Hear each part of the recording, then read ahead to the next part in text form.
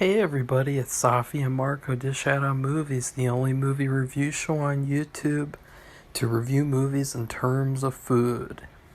It's just Marco here once again, and I am here today to do another Neil Breen movie.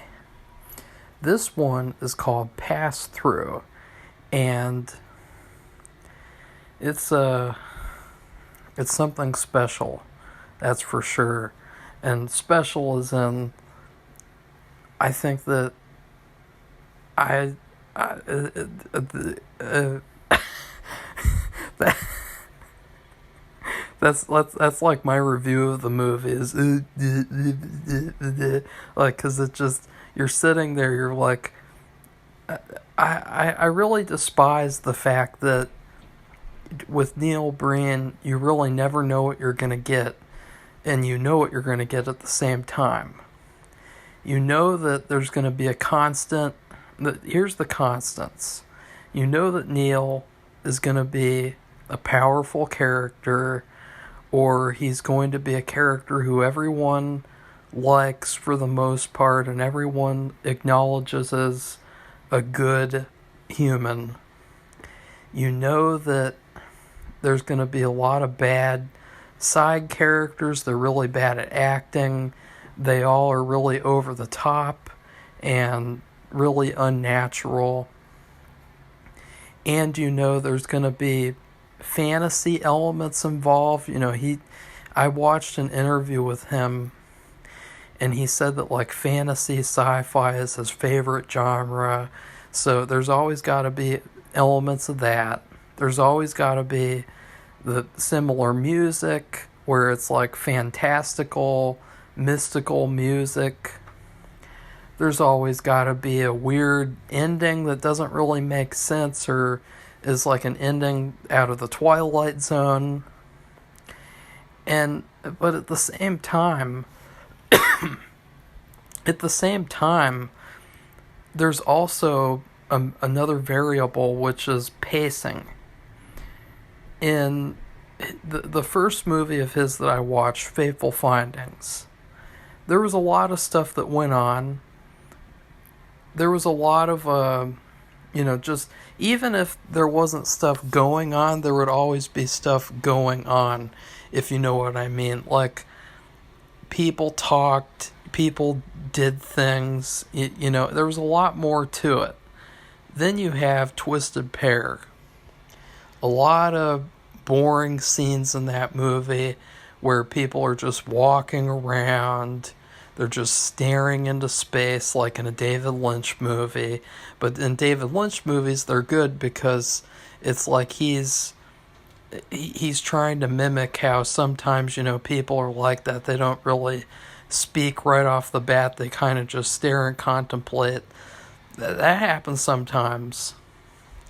But then in this movie, Pass Through, most of the movie is needless filler. Most of the movie is boring, long shots. These shots that just last for 10 years. And, for example, you'll have this shot of the desert, and then you'll have another shot of the desert. And that just happens over and over and over again in this movie.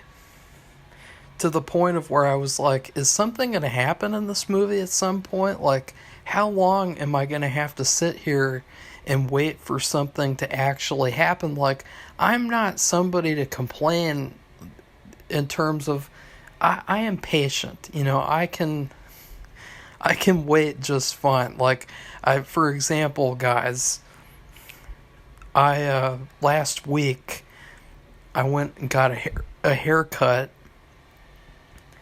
and I had to wait for like 30 minutes because my hair person, her patient, her, whatever you call, what do you call it? Her client did not show up until 30 minutes after the appointment time. And so I just sat there awkwardly staring into space like an alien robot. It was awkward. it was so awkward as hell. There was this one woman at the checkout counter, and she kept on looking at me for some reason. and and then she came over and she adjusted the mugs and the tea and coffee, and then there was this other woman who came in, and every time like a hairdresser came in, they'd always look at me and then look at the person at the counter and then talk to them and hang out with them for a while. And then after that, there's this woman who sits next to me on the right. She's just sitting there and staring into space awkwardly. And then there's this guy who comes in, and the guy, he's probably like one of the jackassiest people I've ever seen at a hair cutting place. He comes up to the counter, and he's like, he's walking like in this weird way, like he's trying to be John Wayne or something. And it's like, John Wayne? More like John Wayne Gacy. And then and then he the checkout, the counter woman, she's like, what are you here for? He's like, I'm here for a haircut. What else would I be here for? And he said it in like this really rude way. And she's like, I don't know. Maybe you just have a question. Maybe you just want to come and see our faces. And he's like, yeah, sure. And then he's like, I got an appointment.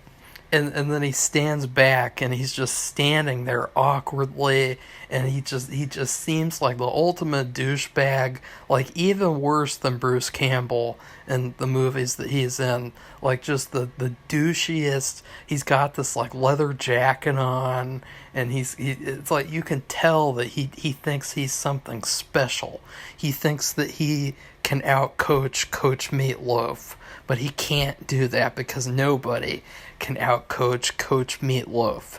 And then I'm still sitting there waiting and waiting and waiting, and it's 10 minutes, 15 minutes, 20 minutes, 25 minutes, and then the checkout woman says, she's gonna be a little bit longer. Can you wait? And I'm like, yeah, I'm not gonna get my hair cut by anyone else in this place, that's for damn sure. And then after that, I see and by the way, the counter woman, she phrased it like it was the hair cutter's fault. She said that the hair cutter was running late, and so I thought like, oh God, is she having like a bad day or something? And then another hair cutter came out, and you could tell she was there to see the guy, because she comes up to him and she hugs him, and then he hugs her, and it was like this weird interaction of like, I don't know, like maybe he's her long-term customer, and she knew it was his birthday, and so she said happy birthday, and he made some snarky comment about like how she was running late or something, or like he said like, I showed up 10 minutes early and you were still late. And then he got his hair cut, and it's like, oh God, I do not want to be near that person. Like, I don't like people like that at all. I mean, what a complete douchebag loser. So then what happens is my hair cutter comes out. You could tell that she was really like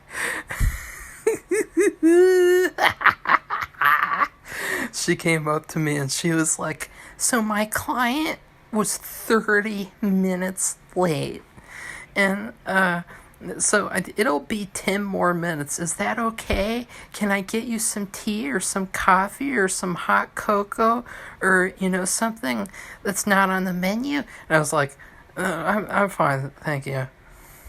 And finally, 15 minutes later, this fucking woman comes out. She got her hair cut, and she's setting up some other appointment too. It's like, God, what a... Ugh. She didn't even bother to like say anything or anything. Like, she was just totally unashamed that she shows up 30 minutes late to her haircutting appointment. And so what I'm saying is, I am patient. I am not impatient. Trust me. And still, this movie, it did things to me on the inside. It made me sick to my stomach waiting for something interesting to happen in this movie. It reminds me of, like, you know those times where you play Grand Theft Auto 5? And, like, this is what happened with my experience with Grand Theft Auto 5. And I'm talking about all this stuff because it's just so much more entertaining than the actual movie. So I played the story to Grand Theft Auto 5 like 3 or 4 times. I think, like, I could play it again. I mean, it's a fun game to play, but there came a certain point where I was just wandering around and I would listen to podcasts. I'd listen to movie fights, which, if you want to know the truth, part of the reason why I was able to do this channel in the first place was because movie fights had taught me so much about debating and just speaking up for an opinion and discussing movies. And I'd listen to it while I play video games, and I was just wandering around, and it was so boring. I was in the multiplayer, and you didn't really want to go to the city in the multiplayer GTA 5 because you get killed by the loser hackers. You know, they'd just kill everyone on the map. It was just not fun at all. So you want to go out to the middle of nowhere. You want to go somewhere where you know that you're not going to just get harassed. You know, that you can just do whatever, I guess. But that's the problem. There's nothing to do, so you just walk around. And it's like, oh, let's go kill some people on the highway. Oh, that's fun. Oh, let's go run over a truck with a semi-truck or something. Like, that's the type of stuff you do. And it just gets so boring because, like, why would you want to do that when you could pick out a game like, let's say, Dead Rising 2? That's a game where all it is you got a mall, a Las Vegas mall full of zombies, and you just go around killing them, finding out why there were zombies in the first place, and then getting medication for your daughter so she doesn't turn into a zombie. Like, that's the whole game, and it's so much more fun. It's so much more interesting and creative. Like, you can go around creating your own weapons. You can, like, even do silly things like pick up a giant foam die and then throw it at a zombie, pick up spray paint and spray paint a zombie's face, and it's just so much fun, endlessly replayable. This movie is not endlessly replayable. It is a drag. It's pretentious. It's lame. It's cheap. It's everything that you don't want a movie to be on this low of a budget. There's a lot of low budget movies that are boring. Like, for instance, there's this one movie that I reviewed a few years ago called Laser Blast. That movie, at least, it had stuff go on in it. There was a clear through line. There was a story. A kid finds an alien laser thing, and then he uses it, and the radiation turns him into an alien. I mean, that's a pretty straightforward, cool little story. This movie, people are just walking around the desert and walking around. And, you know, you have this music. And I will say, the only thing that I really like, I really like the music that he picks out. Like, I like this thought-provoking, it's sort of got a little bit of sadness in all the songs. I really like the music that he picks out for his movies. I don't think that it makes for a great soundtrack. Like, I don't think that it improves the movie or makes the movie. Like, because, when you pick out music, you want the music to boost the movie. You want the music to take something good and make it great. The shower scene in Psycho, it is actually a lot better than people think without the music. Like, I saw a version on YouTube where it was just the sounds of the screaming and the knife and the shower. It was actually still an effective scene, in my opinion. But not as effective as when you put the music on top of it.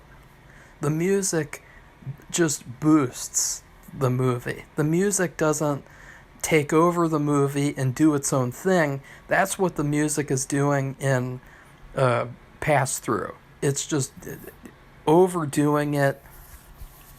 It doesn't fit the movie. It doesn't really boost any of the events that go on. It's just there to be there because it's the type of music that he likes to use in his movies. And I will admit, I like the music. Like, I can picture all sorts of interesting images if I just listen to this music. Like, there's this one song, and I don't know, it reminds me of, like, what if you're in this mansion in the middle of Japan, in the middle of, like, a forest, and you're reading books in the library in the mansion, and then it starts raining outside, and you're really sad, and so you get a cup of tea, and you read the books, and it's like, that's what the music reminds me of. It's like, that's the only positive thing about the movie, and even then, it's not really a positive because it's not music that works with the movie. Now, I know I said nothing happens. Well, nothing happens as in, there is like a little bit of a something that happens here and there. So, basically, you have all these different people. You have illegal immigrants. They're just wandering around the desert. And then they get found by these sex traffickers.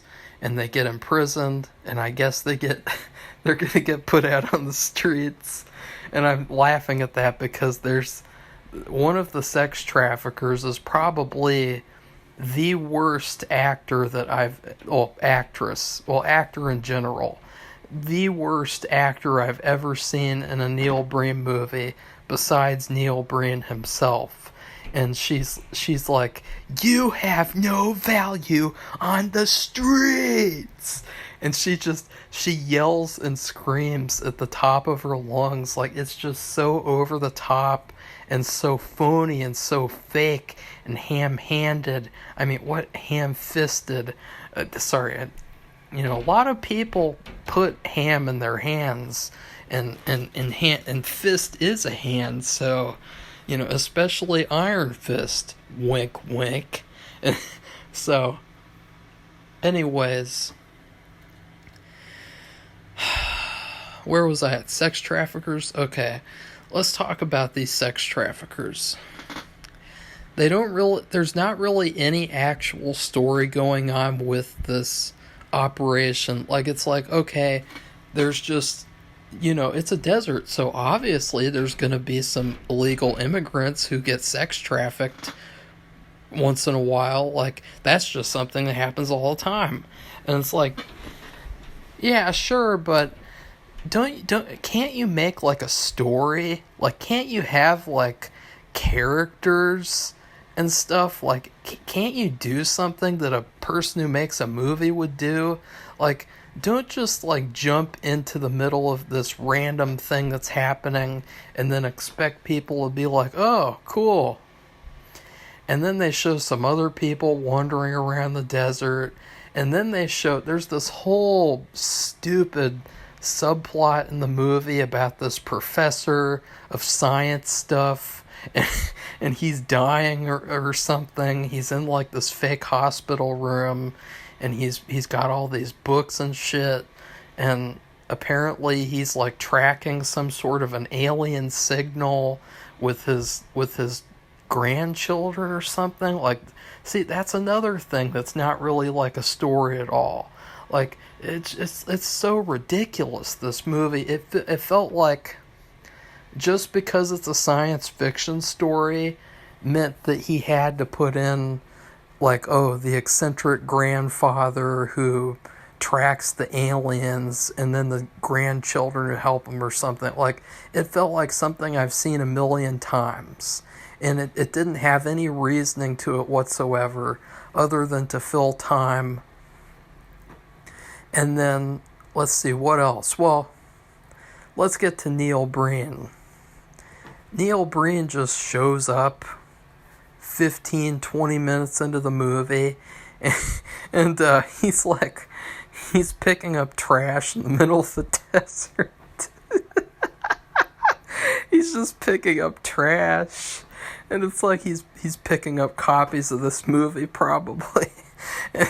And then he finds this syringe.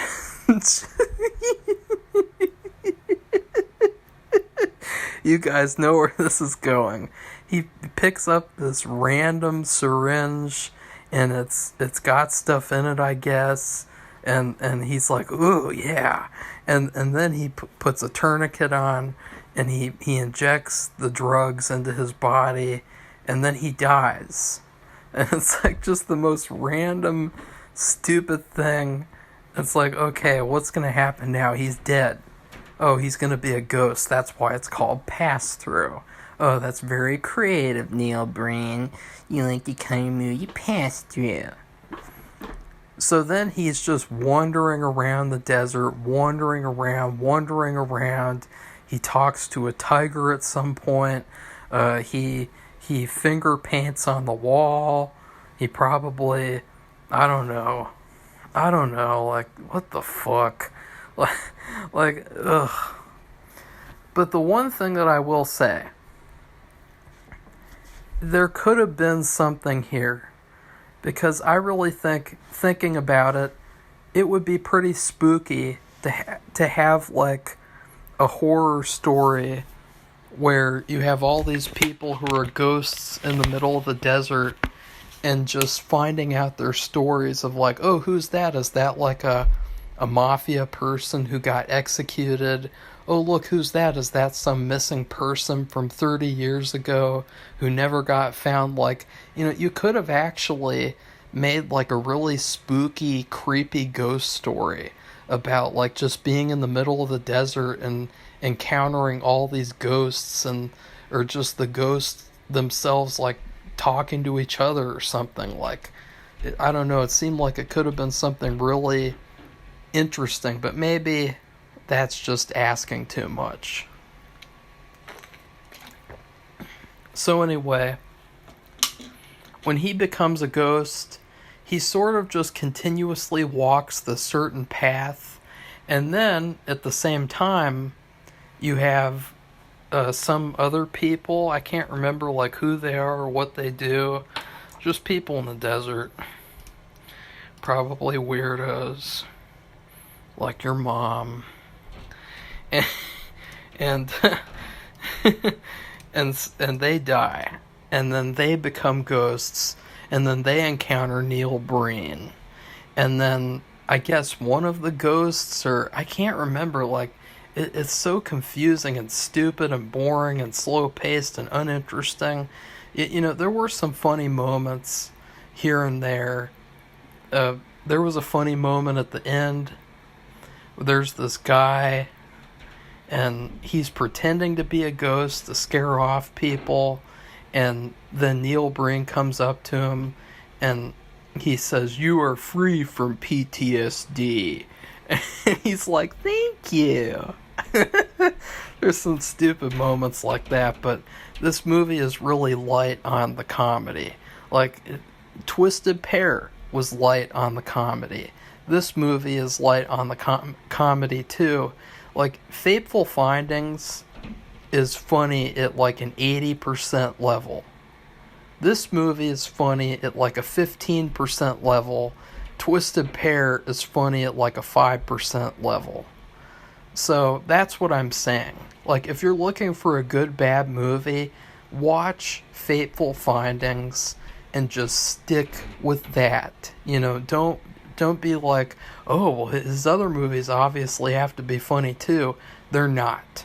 They're not. I still need to watch a couple more. He's coming out with a new one this year that I'm going to be watching, obviously. And, but this was just not it. So then starts sort of the main plot of the movie. The meat and potatoes, I guess you'd say. Where Neil Breen is talking to this one girl and this other girl. And it got really frustrating because at a certain point, he's just hanging out with these people in this old abandoned car. And he's just sitting inside this car with these people. And it felt so frustrating that, like, the movie's not really moving around or they're not going anywhere interesting. They're just in this boring environment. Movies that take place in one environment, they have to make that environment interesting. Like there's a movie called Talk Show. And most of the movie takes place in this radio room where the guy records radio shows, and it's interesting and it's engaging the entire movie, and they actually made it interesting to move around this place and all the different shots that they did, and just everything about that movie was interesting. This movie, they're like, oh, they're just going to sit in a car now. Just going to sit in the car. And he explains, he makes up that his name is Till, and it's really light spelled backwards. And then he reveals that he's actually an alien, and he can move around through different universes, and he has the ultimate power. Probably thinks he has the ultimate you-know-what, too. Like, I'm just shocked in these movies that he never just comes out and says, like, oh yeah, I also have a, 1,000-inch you-know-what. Like, that seems like something that Neil Breen should be saying in all these movies at this point. Like, that's what his character acts like. And he just explains and explains. It's so boring. It's so excruciating to sit through. He's like, universes are on here and here, and I can move through them like a bone, like a line, and I can go anywhere and do anything, and that's what I am. I'm Till. And this is where he starts getting really preachy, and he says, where I come from, nobody has any race, nobody has any gender, nobody has any sexual orientation, nobody has anything. And it's like, ugh, because you know what kind of shit that means to people, like, not to like an alien, but to people who write these movies, who make these movies. That's code for, like, we should all be the same, we should all look the same, we should all act the same, we should all own the same amount of things. That's the kind of cringeworthy stuff that this guy believes, I guess, based off of the writing in this movie. And then, of course, he goes on the same tirades against the banks and the corporations and the government, and just, it's like, what if you were watching X-Files without any monsters and any fun and any interesting character? That would be this movie. Just an X-Files without anything interesting at all.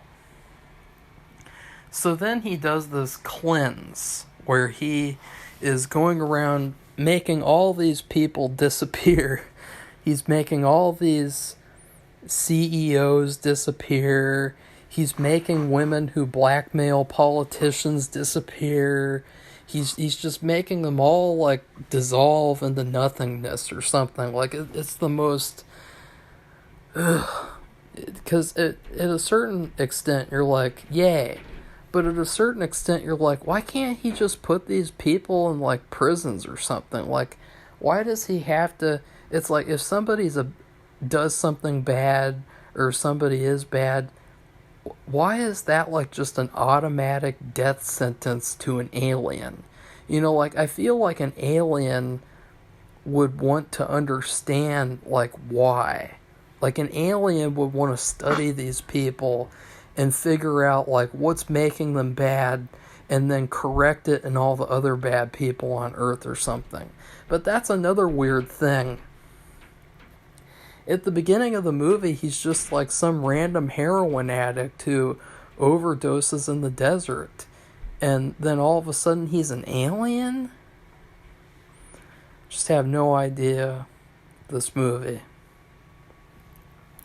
So then after he does this cleanse, he goes on to this fake news set, and he gives like a cringeworthy preachy monologue, and then he goes back into the desert and he kills all these sex traffickers and makes them disappear, and then he rescues all the sex trafficking victims, and there's some funny stuff with that too. Like he rescues these illegal immigrants and he's like, you are free now, you go back to your own countries and you make differences there, you revolt, you rise up, you hold them accountable. And it's like, what the fuck is he talking about? Like, go back to your own countries. Like, how are they going to get there in the first place?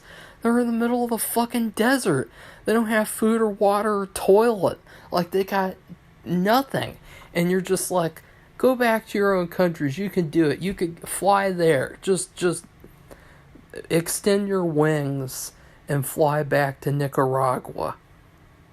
To Lake Titicaca. From Beavis and Butthead. Anyways, then he's mainly hanging out with these two chicks. I guess he found those the most attractive, and so he made those like the leading female characters. You know, which is kind of a weird thing. Like, I don't know, like, I guess it's better than a fucking Jerry Lewis. Jerry Lewis's Big Mouth movie. Like, I will say, this movie is better than Jerry Lewis movie. Like, I really despise Jerry Lewis's movies. Like, I gotta say, that Big Mouth movie, that's one of the worst movies I've ever seen. Like, it was so bad that it created a whole other meaning to bad. This movie is just bad. It's not terrible, it's just bad. He's walking around with these two chicks that he finds attractive, and he walks around with them and walks around with them. And see, you could tell this is just so boring. This movie's so boring. And then one of them wanders off, and then the other one, and then there's this guy who just randomly shoots one of them. And then she's not going to come with the other one, with Neil Breen, to his home planet, the alien planet. And what's really creepy about the whole ending to this movie is that, to me, it almost comes across as like a cult recruiting video. Because he's basically the message of the movie, of this character, is that he has the ultimate power. And he can take these two women to his alien planet after he just committed genocide. He just killed, he said like 300,000 people or 300 million people or something. I don't know, some crazy number. And he's like, okay, now that I've committed the cleanse, I'm going to take my friends to my home planet. Like, this is like something a cult leader would say, like, you know, I'm going to take you guys to my alien planet and we're going to live in paradise together. Like, yeah, okay. So then what happens is the subplot finishes up, you know, the subplot with the professor, and he basically, his whole story is that he tracks this alien signal and he gets to see an alien spaceship before he dies. Like, it's like, why? Who cares? Who cares? Like, why did that have to be in this movie? It's just so stupid. And then finally, Neil Breen goes with one of the girls to his alien home planet, and that's the end of the movie. To say that I didn't like this movie would be nice, a nice way to say it. It felt pointless, it felt boring, and just really, really lame. Like, he could have done so much better than this on the same budget, with the same actors even. I think a lot of the reason I didn't like the movie too was most of the movie takes place in the desert. And it feels really cheap in that way, like, oh, you're telling me you can't film at like just one house or two, like you just have to film at the desert for the whole movie. Like, come on, you're not somebody who's like broke and doesn't have any money. You're somebody with some money who can make a movie. Like, you can afford to shoot in some houses. You can afford to shoot in like a restaurant or something somewhere. And then when he does film in these other places, he's filming with like computer generated backgrounds. And it's like just really cheap looking and really bad production value, as well as all the other bad elements of the movie. So in terms of food, it's really tough because there's not really a food that I've ever had that's as boring as this movie. This movie was boring. It was dull. It was lifeless. I guess, you know what? Girl Scout cookies they ran out, the Girl Scouts, they come and they go, unfortunately. And there's these cookies that are like peanut butter cookies, and I really don't like them. They're just really boring to me. They're like really boring Nutter Butters. And I hate Nutter Butters. There's just something about them that's really artificial. It's really like boring and dull and lame. And they make me kind of think about medicine, because there was this one time as a kid where I was really terribly sick and I had to take this pink medicine like 3 times a day, and I'd be eating these Nutter Butters and then have the medicine. And so I always associate the Nutter Butters with that gross medicine that I had to take. And that's what this movie is. It's like the equivalent of eating Nutter Butters while you're sick really badly, and then you take this gross artificial pink medicine over and over again. And it was really stupid too, because like I had to like take it by like injecting it into my mouth, like in this plastic injector. I had to fill it up to a certain level and then just squeeze it in like a water gun or something. It was so stupid. Anyways, that's what I would rate Pass Through. I think it is better than Twisted Pair, a little bit, but not by very much. And then obviously Fateful Findings is clearly the best. So please like this video, comment, tell me what you thought of Neil Breen's Pass Through. And then please subscribe to our channel if you'd like to see more honest reviews like this. Safi, she will be doing her Monk review tomorrow, whether she likes it or not. So anyways, goodbye everybody, see you soon.